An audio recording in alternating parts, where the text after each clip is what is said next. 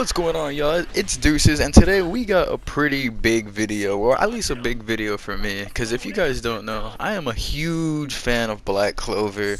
I absolutely love it, but sadly, if you guys are a Black Clover fan, then you would know the amount of BS that we have to hear about one of our favorite shows. And sadly, the one that has been the most precedent and has now gotten completely out of hand to the point where it's just annoying is people repeating over and over and over again that Black Clover is a Naruto wannabe, or Black Clover is just a Naruto ripoff. And I, at first, these claims have been going around since Black Clover has been invented, and I thought it was a joke, just because of the whole shonen trope, like, oh, they're all shonens are the same, haha. Like, I thought it was a big joke like that, but I think it started out like that, but then a lot of the more slow kids, the kids that can't really pick up on the jokes, kind of formed it into their own opinion and have kind of picked it up. And it's kind of bewildering to me because as a person who's seen all of Naruto and is currently fully caught up with Black Clover, they're almost polar opposites. Like what makes Asta and Naruto the same? The fact that they scream? Like, I mean, I'm sorry to tell you guys, but most shonen protagonists are loudmouth brats, even if they are a little or not. I mean, we even had Yusuke Urameshi, who was like, he wasn't as small as Asta and Gon and Naruto, but he was still a loudmouth brash kid. Is Yu Yu Hakusho a Naruto ripoff too? They came out before Naruto. Come on now. But I just think it's really funny that people are saying all this stuff about Black Clover, and I just kind of had to come and debunk it. So I'm gonna just start off from the beginning. Two young loudmouth kids, one of them not being blessed by magic at all, and the other one is overwhelmingly blessed by chakra, because we have to kind of equivalent.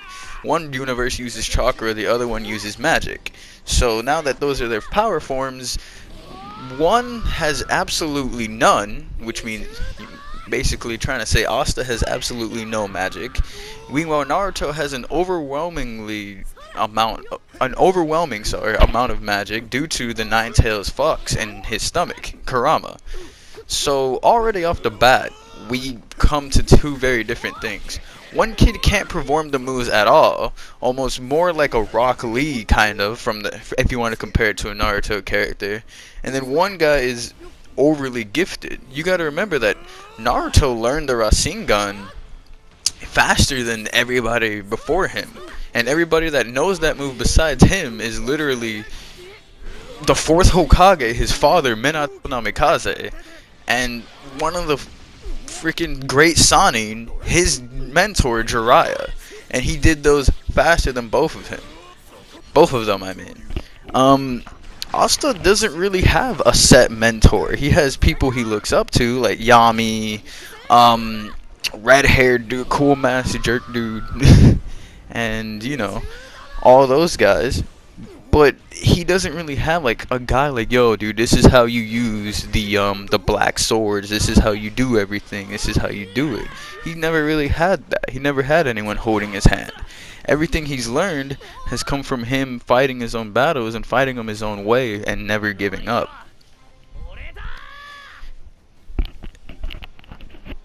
So it's just, sorry, I just had to take a little quick sip. That was like 4 minutes of straight talking, but yeah, just like off the bat, like even looking at them, like look at both their universes. Naruto grew up absolutely alone. He only had like maybe later on in his childhood he had Shikamaru, Kiba, and Choji, but for the most part of his childhood, nobody messed with the kid. The kid treated him, everybody in the village treated him like a giant disease. The kid lived alone, basically, besides for his father figure, Aruka Sensei, and his grandfather figure, third Hokage, Hiruzen Sarutobi.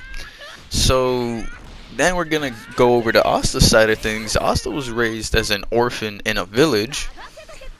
along next to a bunch of other orphans. Obviously, he's in an orphanage, and he's basically the oldest brother there. So he grew up in a very family-friendly environment. He had food every single night, even though they were all potato-related. You know, it's still food. He grew up next to his best friend too. His rival isn't this guy that absolutely just wants to murder his older brother and go on this absolute venge quest. His best friend is practically his real brother. They grew up together. They've been best friends and rivals since youth. A lot more of a deeper relationship than Naruto and Sasuke had, because Naruto and Sasuke was just a rivalry from school. This is a rivalry from childhood. So for me, it's a little, for me at least, it's a little bit more deeper. I don't know, I'm trying to think of more comparisons, some more, contrast and comparisons, but I feel like I've already made a big enough of a case already. Like, even if you base it off the basic synopsis, they're nothing alike besides the fact that they're both brash and loud protagonists. Which, I mean, like I said earlier, we've had plenty of in the shonen world. So why is Black Clover getting all the brunt of it? It just absolutely makes no sense to me. But anyways, this has been SSX Deuces, and I'll talk to you guys next time.